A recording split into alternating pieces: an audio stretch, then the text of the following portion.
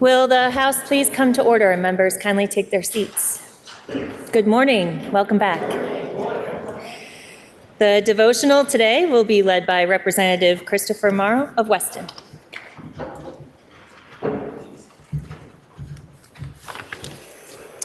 Good morning and welcome back.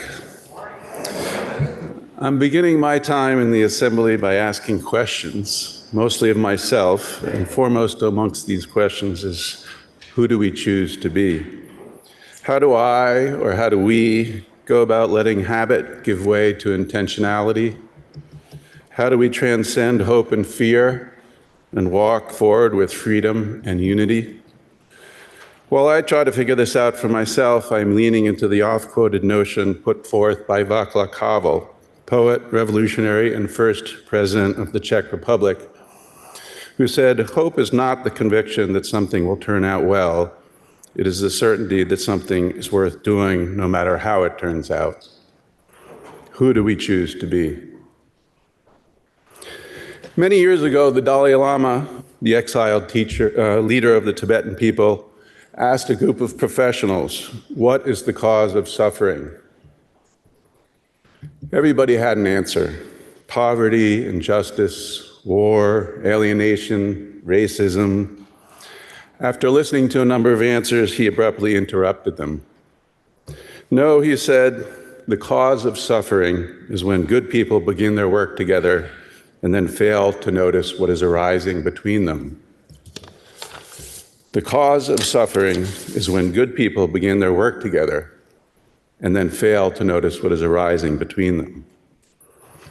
Who do we choose to be? Who do we choose to be is also the title of a book by Margaret Wheatley, leadership guru, systems thinker, and all-around impressive human being. In it, she writes, quote, "I know leadership is hard and challenging work and growing more demanding by the day.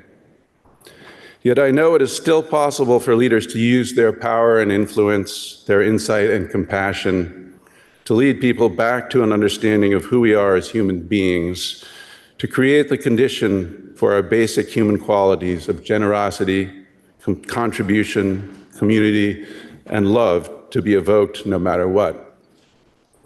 I know it is possible to experience grace and joy in the midst of tragedy and loss. I know it is possible to create islands of sanity in the midst of wildly disruptive seas. I know it is possible because I have worked with leaders over many years in places that knew chaos and breakdown long before this moment. And I have studied enough history to know that such leaders always rise when they are most needed. It's just our turn. Leaders always rise when they are most needed. It's just our turn. Who do we choose to be?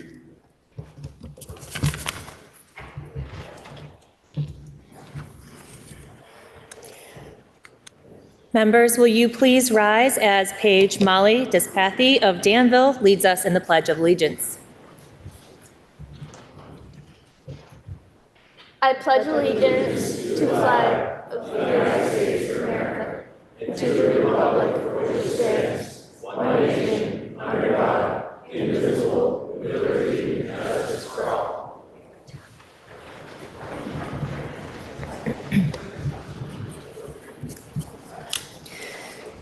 Members, we have 6 House bills for introduction today. The first is House Bill 456, which is an act relating to establishing a state-funded and community-based continuum of care for justice-involved individuals, introduced by Representative Chena of Burlington and others. Please listen to the first reading of the bill.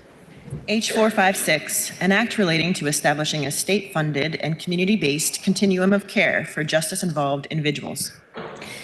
Now the bill has been read the first time and is referred to the Committee on Human Services. House Bill 457 is an act relating to justifiable homicide, introduced by Representative Dolgen of St. Johnsbury. Please listen to the first reading of the bill. H457, an act relating to justifiable homicide. Now the bill has been read the first time and is referred to the Committee on Judiciary. Next is House Bill 458, which is an act relating to the Agency of Digital Services, introduced by the Committee on Energy and Digital Infrastructure. Please listen to the first reading of the bill. H458, an act relating to the Agency of Digital Services. Now the bill has been read the first time, and as a committee bill, it is placed on the calendar for notice on the next legislative day pursuant to House Rule 48. Next is House Bill 459, which is an act relating to the Parental and Family Leave Act, introduced by Representatives Wazazak of Berry City and Casey of Montpelier. Please listen to the first reading of the bill. H459, an act relating to the Parental and Family Leave Act. Now the bill has been read the first time and is referred to the Committee on General and Housing. Next is House Bill 460, which is an act relating to the development and construction of a bicycle path that runs adjacent to US Route 5, introduced by Representative Bartholomew of Heartland and others. Please listen to the first reading of the bill. H460, an act relating to the development and construction of a bicycle path that runs adjacent to US Route 5. Now the bill has been read the first time and is referred to the Committee on Transportation. And finally, House Bill 461 is an act relating to expanding employee access to unpaid leave, introduced by Representative Krasnow of South Burlington. Please listen to the first reading of the bill. H461, an act relating to expanding employee access to unpaid leave. Now the bill has been read the first time and is referred to the Committee on General and Housing. Members, we also have a Senate bill for referral this morning. Senate Bill 3 is an act relating to the transfer of a property to a trust, introduced by Senator Hashim. Please listen to the first reading of the bill. S3, an act relating to the transfer of property to a trust. Now the bill has been read the first time and is referred to the Committee on Judiciary. Members, we have several bills on the notice calendar requiring referral to a money committee pursuant to House Rule 35A. The first is House Bill 137, which is an act relating to the regulation of insurance products and services affecting the revenue of the state. The bill is referred to the Committee on Ways and Means. Next, the following two bills carry appropriations and therefore are referred to the Committee on Appropriations. The first is House Bill 218, which is an act relating to the fiscal year 2026 appropriations from the Opioid Abatement Special Fund. And the second is House Bill 219, which is an act relating to creating a family support pilot program for incarcerated parents and guardians. Are there any announcements? Member from Westminster. Good morning, Madam Speaker. Today in the chamber, the representative from Rockingham and myself would like to welcome two members of our community from Westminster. We have both the president of the Westminster Historical Society and a member of the Historical Society, her husband, Michael Daly and Jessie Haas. Jessie is the president of the Westminster Historical Society. She's also a pretty renowned historian who has written multiple books about Vermont history, including about the Westminster Massacre, which is being commemorated this week. She has a new book actually coming out this week, which is a historical fiction blending her work in youth novels along with historical fiction to make a story about the Westminster Massacre in a historical fiction kind of context. I am happy to have them in the chamber, and I hope we will give a welcome to them as well. We passed a resolution honoring the Westminster Massacre, and it was my understanding that that was going to be read this morning.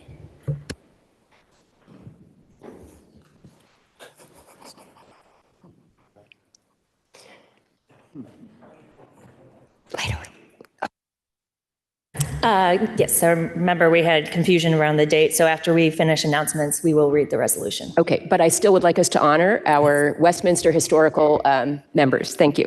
Will the guest of the member from Westminster please rise and be recognized?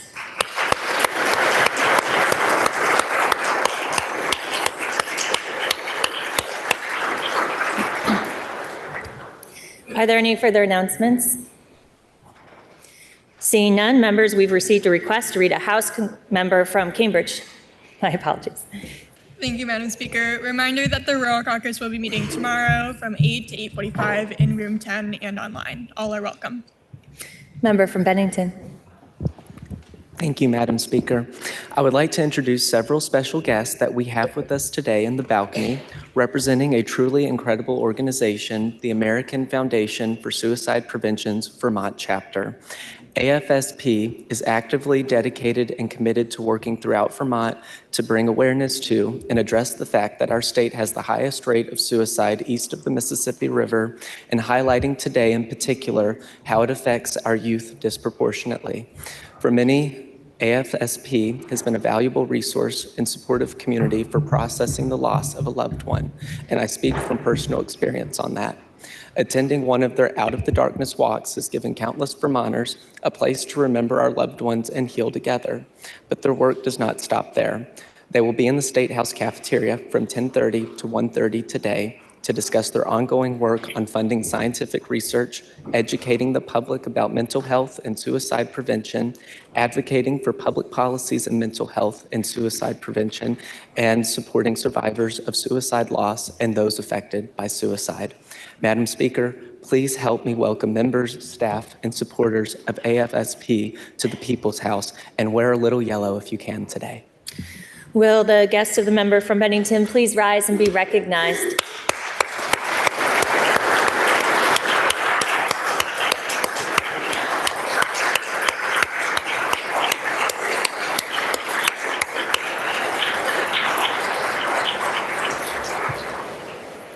Are there any further announcements? Seeing none, members, we've received a request to read a House concurrent resolution that the House and Senate adopted pursuant to the consent calendar.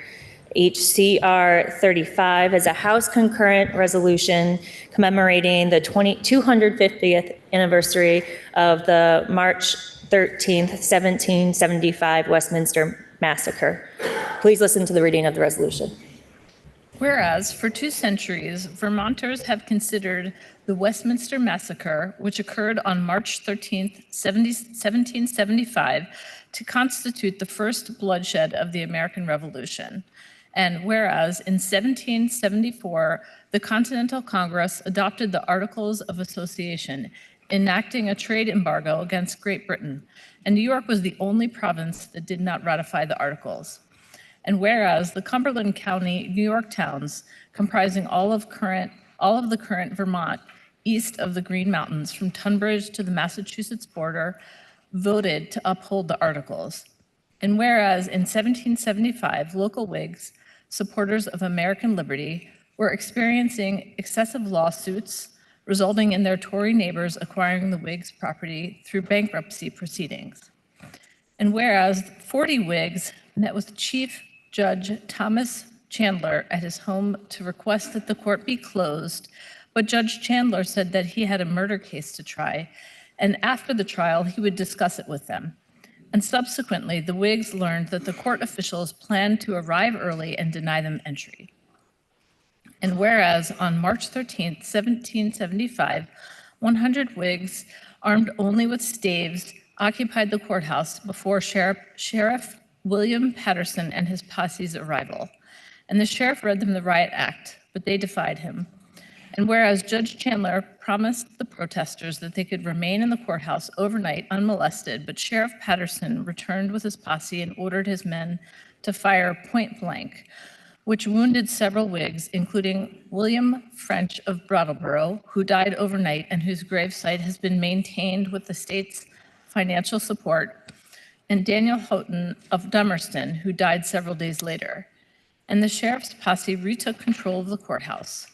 And whereas on March 14, 1775, 400 armed local militia, including many from New Hampshire, filled the street and recaptured the courthouse, imprisoning all the New York officials and permanently terminating New York government in Cumberland County. But refraining from any further violence, nearly 2 years before Vermont independence was declared in Westminster on January 15, 1777. Now, therefore, be it resolved by the Senate and House of Representatives that the General Assembly commemorates the 250th anniversary of the March 13, 1775 Westminster Massacre. And be it further resolved that the Secretary of State be directed to send a copy of this resolution to the Westminster Historical Society. Members will start orders of the day. Members, we have one bill on our action calendar for today. House Bill 96 is an act relating to increasing the monetary thresholds for certificates of need. The bill was referred to the Committee on Healthcare, which recommends that the bill be amended as printed in today's calendar. The member from Bristol, Representative Cordes, will speak for the committee. In affecting the revenue of the state, the bill was referred to the Committee on Ways and Means, which recommends that the bill ought to pass when amended as recommended by the Committee on Healthcare. The member from Georgia, Representative Brannigan, will speak for that committee. Please listen to the second reading of the bill. H 96, an act relating to increasing the monetary thresholds for certificates of need. Member from Bristol. Thank you, Madam Speaker. H 96 is a strike-all amendment about the Certificate of Need process. The Certificate of Need process was originally required of states by federal law in 1974 and was eventually repealed in 1986. It is a process by which states like Vermont, currently through the Green Mountain Care Board, evaluate the impact of healthcare-related expenditures upon the public good and the financial implications of significant components of healthcare delivery in Vermont.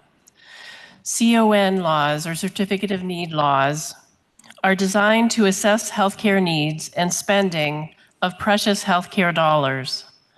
Another intent of the Certificate of Need process was to prevent unnecessary duplicative spending in healthcare. The CON process, having been around for decades, was formally overseen by BISHCA, Banking, Insurance, Securities, and Healthcare Administration. 35 other states have similar processes, with Vermont's CON process being among the most extensive, if not the most extensive. H96 seeks to reduce these regulatory burdens, decrease healthcare costs, and increase access to healthcare. Our House Healthcare Committee, Madam Speaker, was provided with strong evidence that expansive CON laws like Vermont's lead to higher healthcare costs without necessarily leading to better quality outcomes. Vermont current CON triggers, including monetary thresholds, in other words, the dollar amounts that trigger the CON process, are causing extraordinary burdens to hospitals, independent providers, and other essential healthcare entities. National data show that these burdens have a more significant impact on rural communities by reducing access to healthcare services. Freestanding birth centers have been unable to establish themselves in Vermont because of current CON laws. Another instance, Vermont currently ranks last in the country in terms of access to freestanding outpatient surgery centers, with precisely 2. This is compared to our neighbor, New Hampshire, which has 29 freestanding outpatient surgery centers, and a state with an equivalent population, Wyoming, with 20 such centers. Again, Madam Speaker, the changes in CON law that H96 proposes are designed to decrease the cost of healthcare and increase access to healthcare services. Now I'm going to go directly through the bill. You can find it on today's calendar on page 145 or the final draft 3.1 in the House Healthcare Committee website. Section 1 is amended to read, and here we go through, there are 6 thresholds or criteria that would trigger a need to apply for a certificate of need through the Green Mountain Care Board. And this first section, Section A, is for a healthcare facility other than a hospital.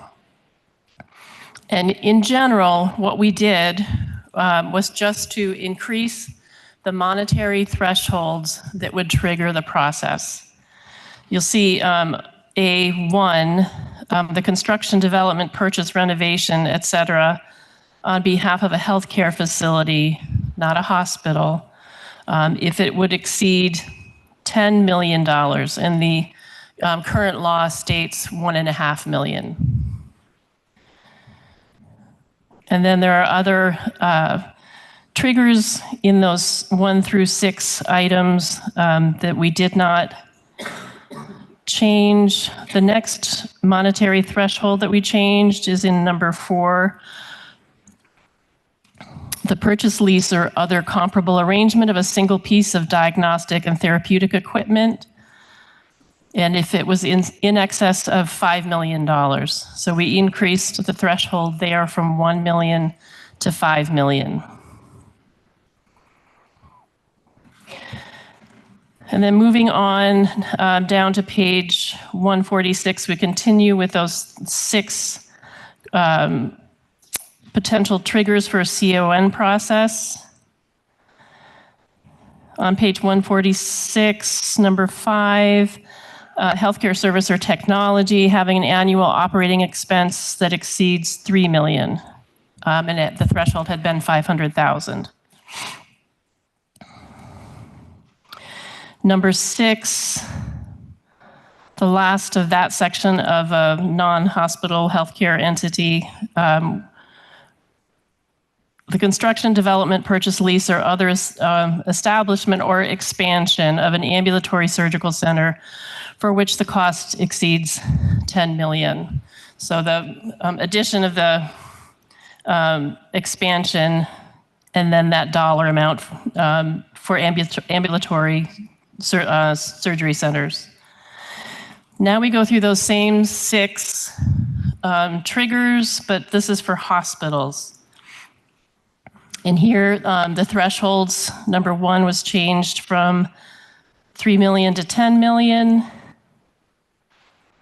Number 2, the purchase, lease, or comparable arrangement of a single piece of diagnostic or therapeutic equipment. You'll recognize that language from section A above.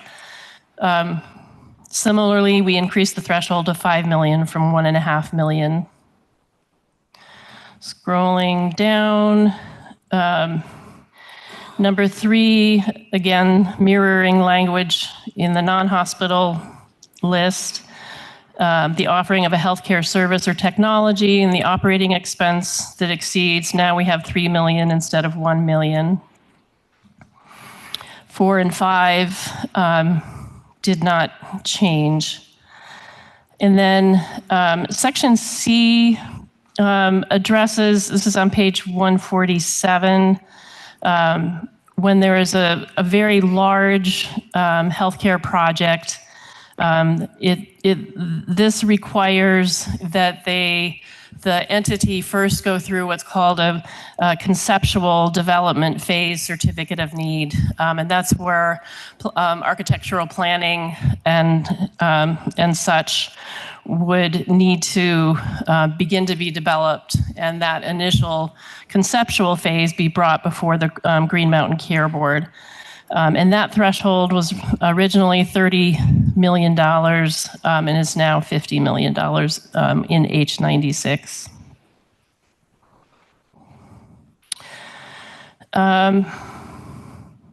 Continuing on further down, it just changes again, the $30 million to $50 million.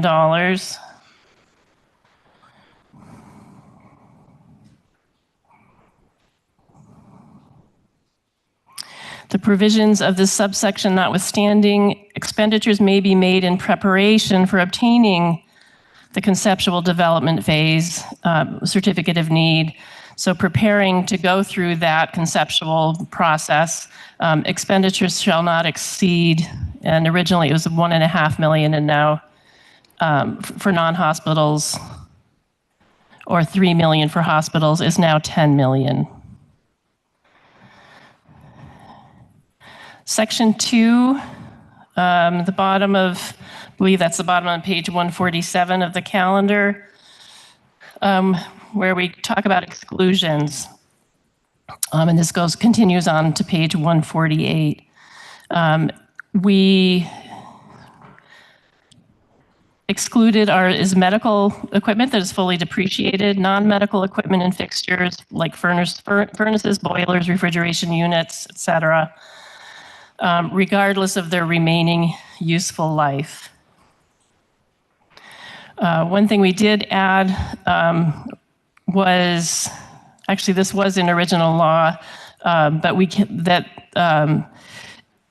the replacements described in the previous subdivision shall be included in the hospital budget and reviewed in the Green Mountain Care Board hospital budget review process, which is already established. We excluded emergency and non-emergency ground ambulance services, affiliated agencies and equipment and supplies. And then moving on to section 3, the effective date, which will take effect on July 1st, shall apply to all new healthcare projects initiated on or after that date. And then because we took testimony about a facility in southwestern Vermont that has been struggling to get through the certificate of need process, and during that process, because of the delays, the cost has gone over the existing threshold. So we took testimony and had a committee discussion about what to do about that situation. So we added language so that if there is a CON process currently in process and there are entities that have applied for and been approved for interested party status by the Green Mountain Care Board, that's a legal position where they are actively involved as stakeholders who may be opposed or may be concerned about the project. So if there are approved interested party status members in place, then the threshold and exclusions in place at the time the application was filed shall continue to apply until a final decision is made. But if there are no interested party status, the applicant may withdraw the application in accordance with the board rules. So they wouldn't need to go through the certificate of need process if they weren't triggering these thresholds. So we heard from a number of, I'll tell you who we heard from and then get back to what some of the conversation was. I will say in the witness list, Madam Speaker, I'm about to mention, all of them were in favor of these changes. We heard from the executive director from the Vermont Medical Society. We heard from the chief legal officer from Rutland Regional Medical Center. We heard from legislative counsel, a visiting fellow from the Opportunity Solutions Project, the chief healthcare advocate, Office of Vermont Legal Aid. We heard from the chair of the Green Mountain Care Board. We heard from the vice president of government relations from VAHS, Vermont Association of Hospitals and Health Services. We heard from a staff attorney from the Agency of Human Services, a representative for Green Mountain Surgery Center. We heard from another person from Vermont Legal Aid, a health policy analyst. We heard from the executive director of Health First Incorporated, and then finally from a member of the Vermont Birth Center Coalition. Green Mountain Care Board worked with us along with other stakeholders and supports this bill because it will allow the Green Mountain Care Board to focus on larger projects that are more likely to have a significant impact on Vermont's healthcare system. They also supported exempting the routine replacement of fully depreciated medical equipment. They support establishing monetary thresholds for projects including ambulatory surgery centers, making it easier to establish or expand these centers, which can offer surgical services to patients at lower costs. And finally, they supported exempting ground ambulance services from the CON review and believe it's appropriate and consistent with CON review practices in most, if not all, other New England states. There will be a fiscal impact, and I, Madam Speaker, will leave that to my colleague from Ways and Means to discuss.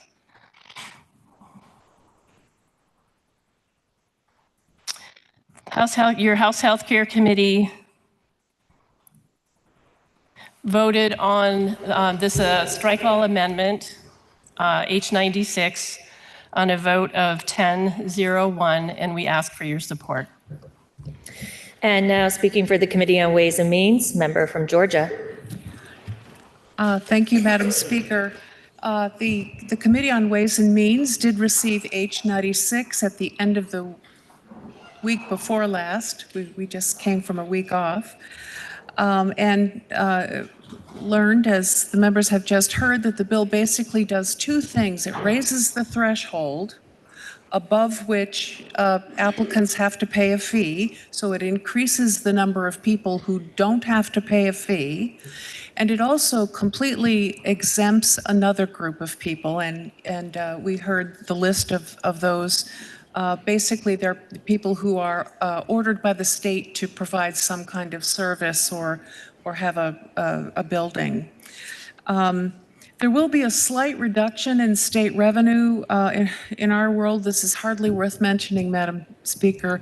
Normally, the Green Mountain Care Board collects about $50,000 a year from fees. This would reduce that amount by $20,000.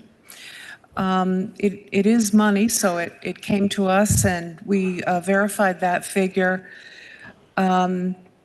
All the fees collected are deposited in the Green Mountain Care Board Regulatory and Administrative Fund for use within Green Mountain Care Board's activities. In discussing this bill, we heard from two members, the principal analyst from the Joint Fiscal Office, and we also heard from an attorney at Legislative Council. Our committee recommends that this bill be approved. A week before last was a rough one on our committee. We had a lot of people out sick and people who were hurt, but in committee.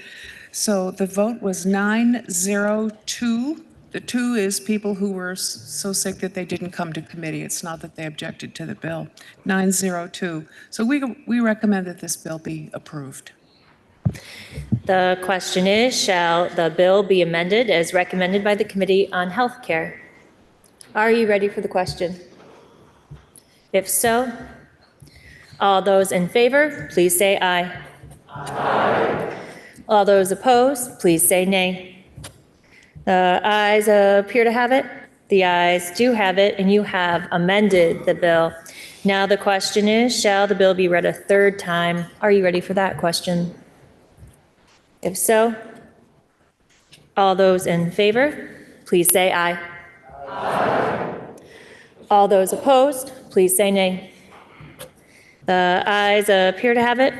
The ayes do have it, and third reading is ordered. Members, that completes the orders of the day. Are there any announcements? Members, the chair has one announcement. Just a reminder that beginning this week, the floor will be starting at 1 p.m. on Wednesdays and Thursdays. Are there any further announcements? Member from Fairfax. Thank you, Madam Speaker. I would be remiss if I did not get up here and stand up and remind everybody that Selection Sunday is this Sunday. So if you haven't already given myself or any of the team captains $5 to either be in the women's bracket or the men's bracket, I would love it if you did, and I would really love to have a showing in the women's bracket this year. So if you haven't, I'll just come find you and bug you about it. Are there any further announcements? Seeing none, member from Essex Junction. Madam Speaker, House Democrats will meet in room 11, 15 minutes following adjournment. Member from Poultney. Madam Speaker, House Republicans will meet 10 minutes after adjournment in room 10. Member from Burlington. Madam Speaker, the House Progressive Caucus will not be meeting today. Are there any further announcements? Seeing none. Member from Poultney, can you please offer us a motion to adjourn until Wednesday, March 12th at 1 p.m.?